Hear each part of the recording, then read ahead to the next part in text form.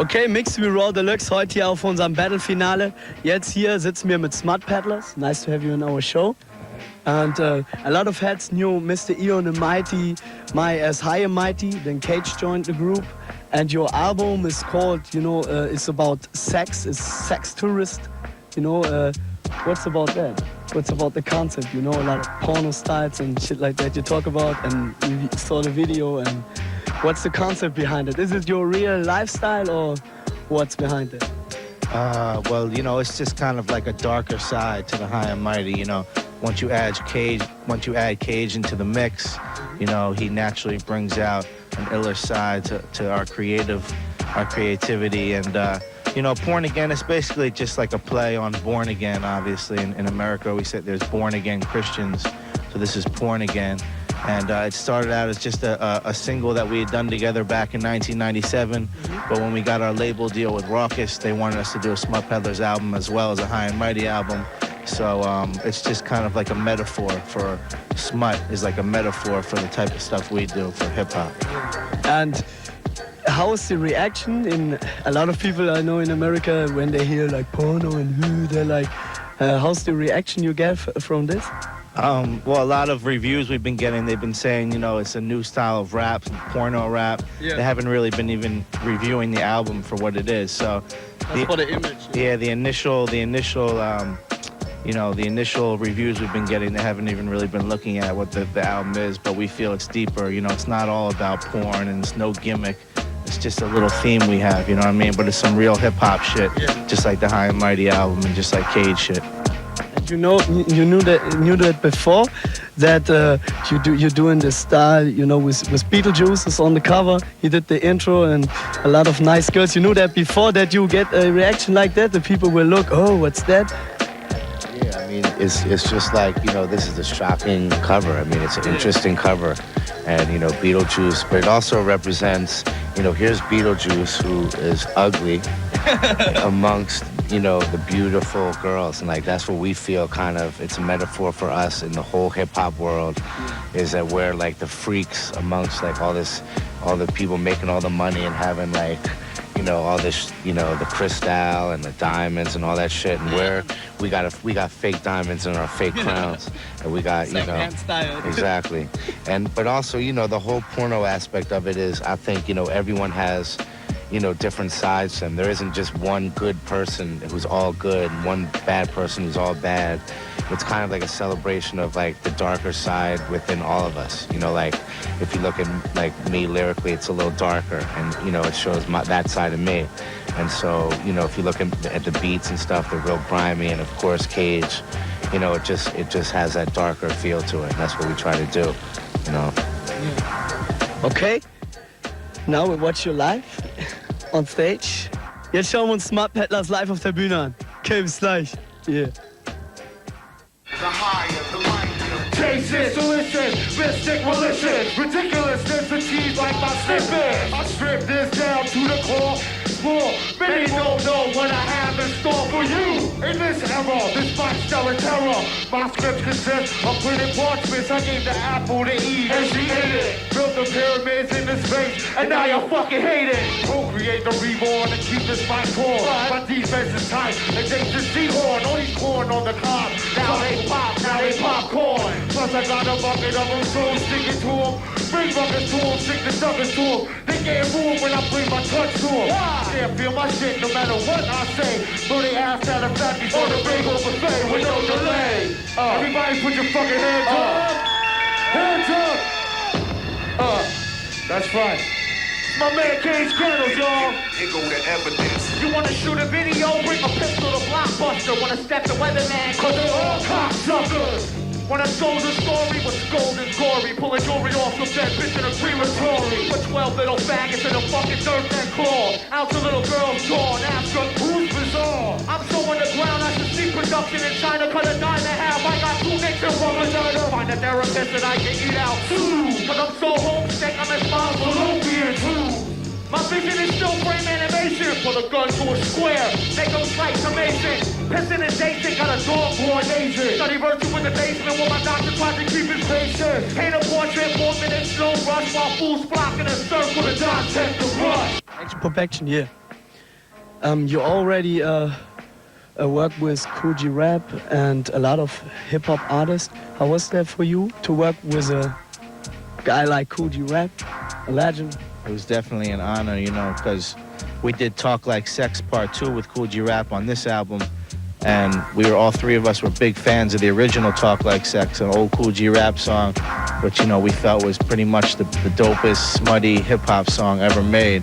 So originally we didn't have any guest artists on the album because a lot of people said there were too many guests on the High and Mighty album. But then last minute we had to add the Kool G Rap and the Kool Keith song. And, you know, we felt like we got the best out of Kool G Rap because the beat is really on some vintage-style Kool G Rap shit. And the beats on the album, what's important for the beats for you? What is a good beat? I think a good beat is, you know, something that keeps your interest, that makes the MC sound good. You know, the drums got to be banging because every beat starts off with the drums. You know, that's the basis behind all music. So as long as the beats are banging and your drums are knocking, you know, that's important. And is it like when you hear the music tells you the story, or you just got a concept and then you make the song? How does it happen? Well, I think it's been different, you know, different things for different ones. You know, sometimes, you know, me and Cage will just be writing to whatever and have like dope verses, and then, you know, we'll listen to a few of Mighty Mi's beats, and you know, and see that it fits on one of them. Or sometimes Mai will be like, yo, we gotta just do some shit over this beat because this beat is so dope and this beat needs to, you know, like get on the album.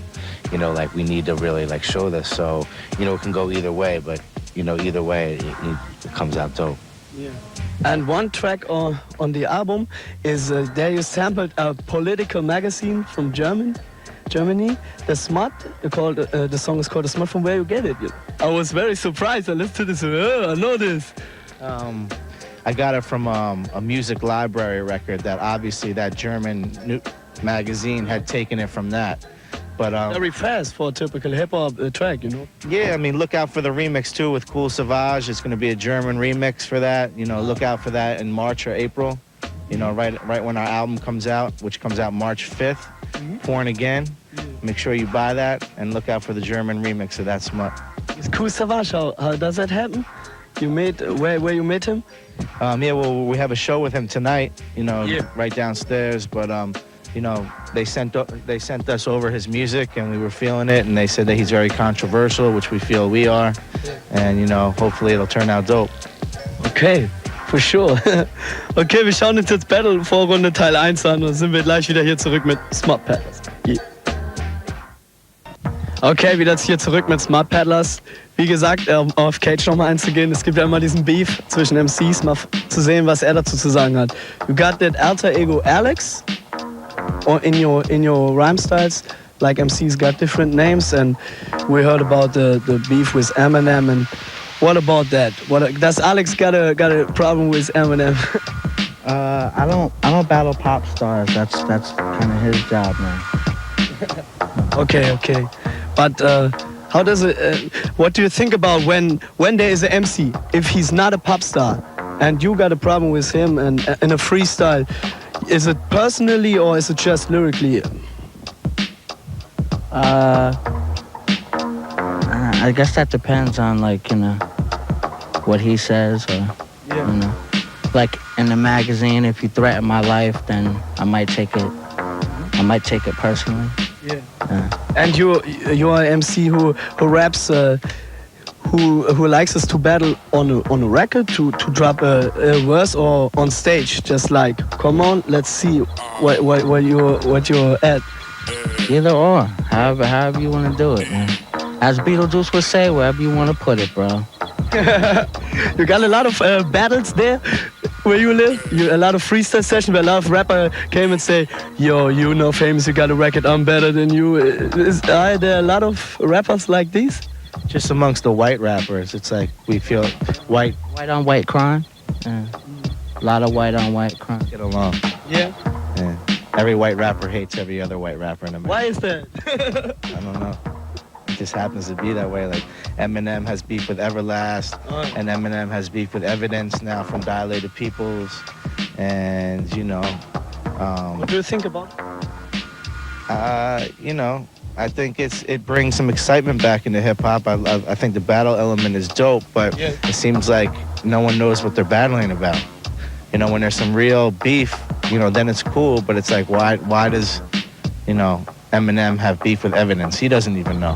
Why does Eminem have beef with Cage? You know what I mean? Like, just think it seems like Eminem is causing a lot of beef. You know what I mean? Within the rap community. What will you wish how it should be? You know, like I said, it's cool when there's battles. It adds excitement all the way back from, you know, Shan and BDP and the Real Roxanne and UTFO. You know, there's always been battles in hip hop. You know, but I wish, you know, some real good records would be made like there were back in the day, like The Bridge Is Over and all that shit. You're laughing, you right? No, yeah, I mean, I just think, you know, there should be an Eminem, Cage, Evidence, and Everlast posse cut song. Yeah, that called We All Love. You know? Yeah, that's cool. You're freestyle MCs also? You like to kick some rhymes for our viewers? You in the mood? I give you a beatbox, smooth beatbox. Go ahead. Yo, I got vintage Nike stuck firm in the earth, stirring 31 flavors of hydroponic sherbet with rainbow jimmies. The brain glow in me, Instamatic, run the point like Mike Bibby, the son of Henry, with the last minute entry. Y'all hanging on my balls, teabagging like Tetley. Introduce a high post to the low post and dunk on them.